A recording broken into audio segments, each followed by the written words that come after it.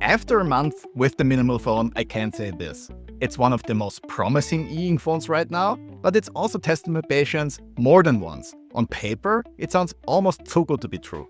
A physical QWERTY keyboard to offset the slower e-ink screen, the 3000 milliamp-hour battery with wireless charging promises long runtimes and easy recharging. The front light is color temperature adjustable for better eye comfort. It has a headphones jack, FCC certification, and runs Android 14 with official Google Play integration and Android Auto compatibility.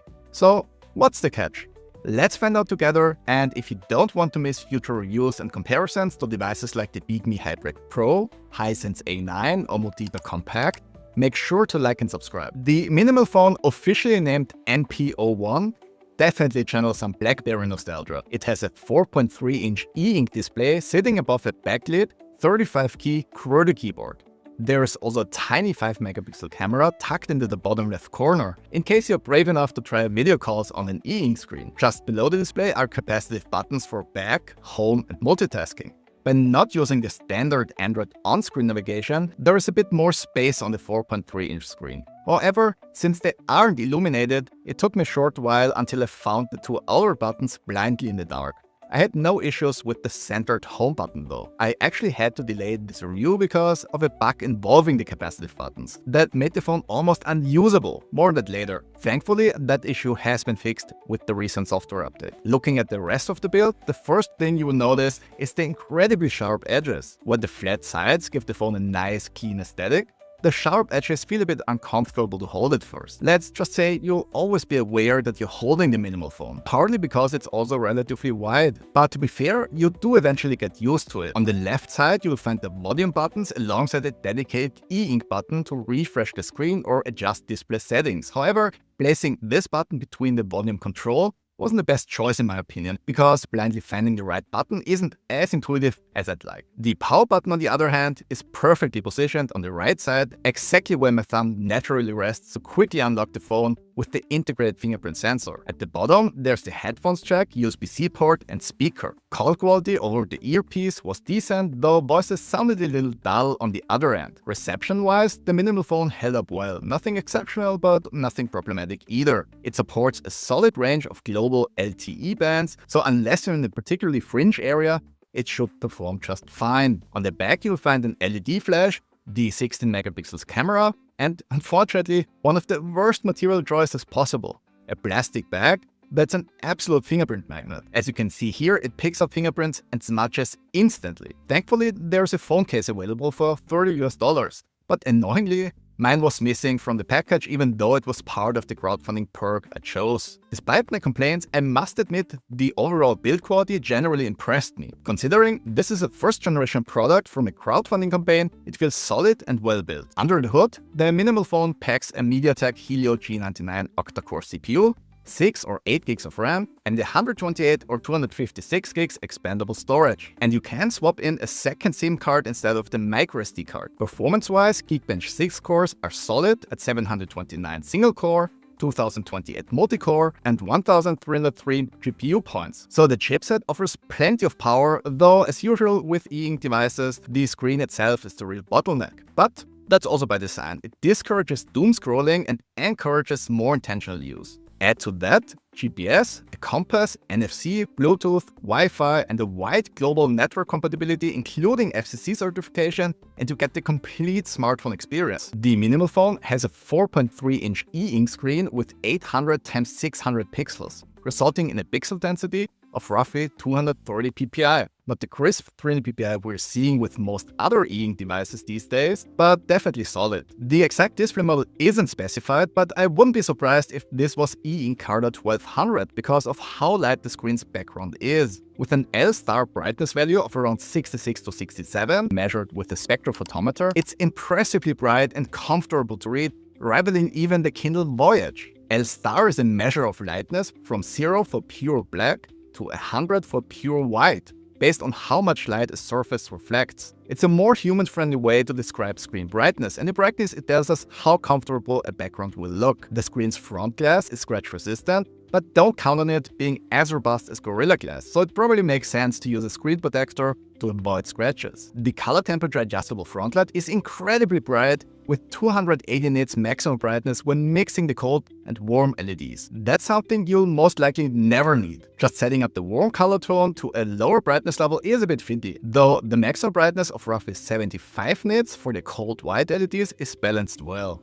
And the very low minimum brightness of just 0.8 nits is ideal for dark environments. Frontlight uniformity is pretty good as well, with just a slight halo at the bottom edge of the screen and an otherwise soft glow feel to it. There's also a light sensor to adapt the frontlight brightness automatically, but that needs a bit of work still, because in complete darkness it sets the brightness level to 100%, which is just too much. As for the software, it works, but still needs polish. Initially, the software experience was a bit rough. But after the first firmware update, things improved considerably. The new Minimal launcher is clean, reminding me a bit of Niagara launcher, but personally I prefer using Nova launcher for a more traditional setup with the ability to add more information to the home screen via widgets. But that's just my personal preference. Despite minor adjustments, the MinimalPhone runs essentially stock Android 14, which would be a good thing on any regular phone, but Android just wasn't built for e-ink screens. Other brands like Books and Pygmy optimized Android heavily, and the MinimalPhone falls a bit short here. This leads to sometimes sluggish navigation and occasional UI frustration compared to others. To be fair, the company did adapt a couple of settings to get the most out of the stock Android experience, and it's basically the same setup I built manually on my Hisense A9 with Lineage OS as the custom ROM. But since this is a commercial product, my expectations are a bit higher. What I like is the relatively recent Android security patch version of January 2025. I hope the company will continue to provide those, because that's definitely a weak spot for Android e-ink devices in general. Speaking about the user interface, let's quickly mention accessibility as well. There are a couple of settings you can adapt yourself, like changing the text boldness or switching off the high contrast mode. And you can also change the scaling of the text and other elements, which I imagine can help when you have a visual impairment. But keep in mind that the screen size is relatively small, so that might push the limits of the display a bit. App compatibility of the MinimalPhone is great thanks to Google Play. If something is missing, besides the Google apps that are on here out of the box, just hop onto the Play Store and install the app. WhatsApp, Signal, Kindle, no problem. Just download the apps. The Kindle app, for example, is especially pleasant for on-the-go reading with page turning via the volume buttons. You can of course use other apps for that as well. Ghosting with pure text content is minimal, and I never found it distracting. But while that setup works fine for some apps, many Android apps don't play nice with e-ink. So animations or contrast levels often look a bit rough, and perceived responsiveness can also suffer. This is where the e-ink quick settings come in. That app can be opened with a long press on the e-ink side button and allows you to adapt the e-ink screen's refresh settings in 3 steps. With only the slowest and the fastest mode being generally useful, in my opinion. With the fastest, you can scroll fairly well through lists and use more dynamic Android apps. It's not exactly as quick as what we know from other devices, but it works well enough. However, as it's typical with e-ink, a faster refresh mode results in worse render quality. So that's not something you'd use all of the time. But the real issue is that it doesn't save those settings per app. So you'll end up constantly switching modes. While you could watch videos on Books and Pygmy devices, not that you should necessarily, that's essentially pointless on the MinimalPhone because the quality isn't good enough. Contrast level adjustments are also missing here. So yes, app support is solid, but you'll have to compromise more than on Books and Pygmy devices. On the other hand, using Android Auto with the MinimalPhone works quite well. The connection is stable and I never had issues with the device losing the connection. However, sometimes it took a while to make the connection, mostly when I got out of the car and quickly got back in. Google Maps worked without problems, so no issues with the GPS location. But since there are no contrast adjustments available, you'll mostly have to operate in HD mode to get the best experience, but that can be a bit fiddly with all the flashing when panning the view. But besides that, it works well. Voice activation through Hey Google was less reliable though. For some reason, it just didn't react at all pretty often, just to suddenly start working again. So the easiest way to use the voice commands was by just tapping the icon on the screen. What I definitely appreciate when using Android Auto was wireless charging. I just put the phone in the charging spot in my car and it worked without any issues. Even after a while, it just got slightly warm, which is something I can say for my Samsung Galaxy S22, for example, which can get quite hot when doing the same. I also installed a couple of banking apps and every single one started without any problems. And since the MinimalPhone has an official Google Play certification, I don't see why they shouldn't work. I noticed one issue, however. that was not exclusive to the banking apps, and that is some apps aren't optimized well for the lower screen's aspect ratio, resulting in some content being cut off in certain apps. So my main takeaway using the MinimalPhone is that it works well overall, but definitely requires compromise because it lacks refinement. Here are some other examples. It's almost impossible to turn off the front light completely. You can pull the slider all the way to the left, but once you leave the settings, it just turns it back on most of the time. Only after fiddling around with the slider for a while, I actually managed to turn it off completely. It's one of those small things that end up being surprisingly frustrating. The missing refinement also shows with the fingerprint setup, for example, where the animation just doesn't show up. But continuing to put your finger down on the sensor still finishes the setup process and allows you to use the fingerprint sensor to unlock the phone. The biggest issue I had, which thankfully seems to have been fixed with the latest firmware, was the disco mode. It might sound fun, but trust me, it was anything but. The bug actually made the MinimalPhone borderline unusable. A tap on the capacitive home button often resulted in a continuous screen refresh, like what you're seeing now. You just had to wait until it stopped glitching, which could take a couple of minutes. If you're frustrated by the delayed shipping, honestly, be glad. Without the update fixing this issue, in my opinion, the MinimalPhone was barely usable at that stage. You're getting a much better version now than what I had in the first few weeks.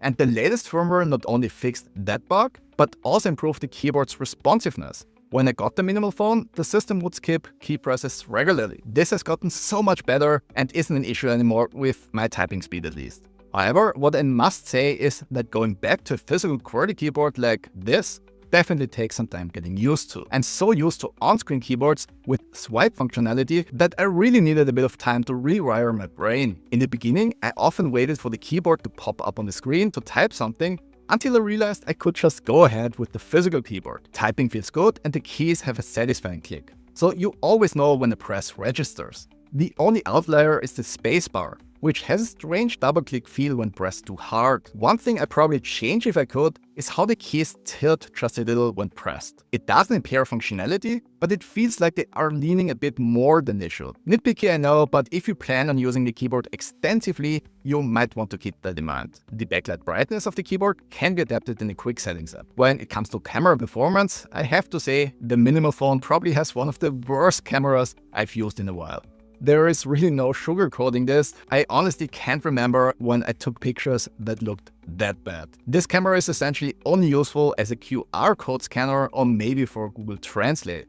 To me, it isn't even good enough to document a car accident if you needed to. Let's see if they can improve it with software updates, but I wouldn't count on it. I also wasn't able to run one of the Gcam ports to improve quality a bit. Now let's talk about battery life, which is a bit of a roller coaster. On the one hand, the standby time is surprisingly good with very little battery drain when the phone is in deep sleep. That's something devices like this often struggle with otherwise. But it was consistently good during the last month using the phone. That slow standby drain results in runtimes of several days with light use of the MinimalPhone when just texting a bit, taking a few calls, and maybe checking something on the internet here and there. However, once you wake the phone, it drains battery incredibly quickly. Even when not doing anything. Just letting it sit idle on the desk, not putting it in standby, will drain the battery in roughly 5 hours or so. And that's true for any app you're running on the phone as well. Using the Kindle app to read will result in a battery drain of roughly 20% per hour. The MinimalPhone also gets slightly warm to the touch when doing so as well. So I thought maybe the issue was the CPU running at max frequency all of the time, but checking that doesn't support my suspicion. Whatever the reason is, I hope they can fix that with future updates. Thanks to wireless charging, I could live with the drain without being inconvenienced too much. But an e-ink phone should last much longer nonetheless. And that brings us to the conclusion. And I know, I was a bit nitpicky and even ranted a bit, but don't get me wrong. The MinimalPhone is not a bad product. Sure, it's not perfect, but it definitely shows a lot of promise. And after the company fixed the flicker issue, it's actually been a really enjoyable experience for me. It's just rough around the edges, literally and figuratively. So is the MinimalPhone worth it? At $400 considering the solid hardware and unique features, it's definitely compelling. If you're willing to accept some of those rough edges I mentioned, if intentionality and focus matter more than raw performance, this might just be your phone. Let me know in the comments, would you actually use a phone like this? Like and subscribe if you found this review helpful, and do not miss upcoming reviews and comparisons of more e-ink and minimalist phones. Thanks for your time watching, and I'll see you on the next one.